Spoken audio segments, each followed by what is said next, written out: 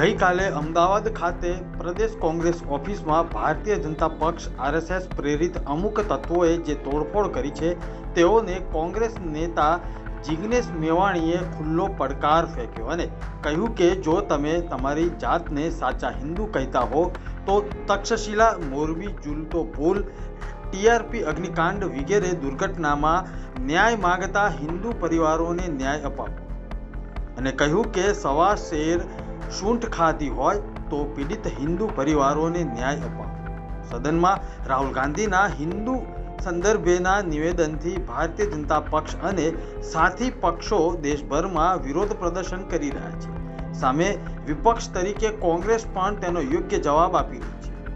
વિપક્ષ કહી રહ્યો છે કે દેશની પ્રજા મોંઘવારી ઓછી થવાના સપનાને જોઈ રહી છે અને સત્તા પક્ષ તોડફોડમાં વ્યસ્ત છે। ગઈકાલે અમદાવાદમાં કોંગ્રેસ કાર્યાલય પર કાયરતાપૂર્ણ હુમલો કરનારા આરએસએસ અને ભાજપના હિન્દુત્વવાદી તત્વોને એક જ સવાલ પૂછવા માંગુ છું કે તમારા બાપે તમને સવા શેર સૂંઠ ખાઈને પેદા કર્યા હોય ને તો અગ્નિકાંડ, મોરબી કાંડ, તક્ષશિલા કાંડમાં ભોગ બનનારા જે હિન્દુ છે ને એમને ન્યાય અપાઈને બતાવો। ચલો।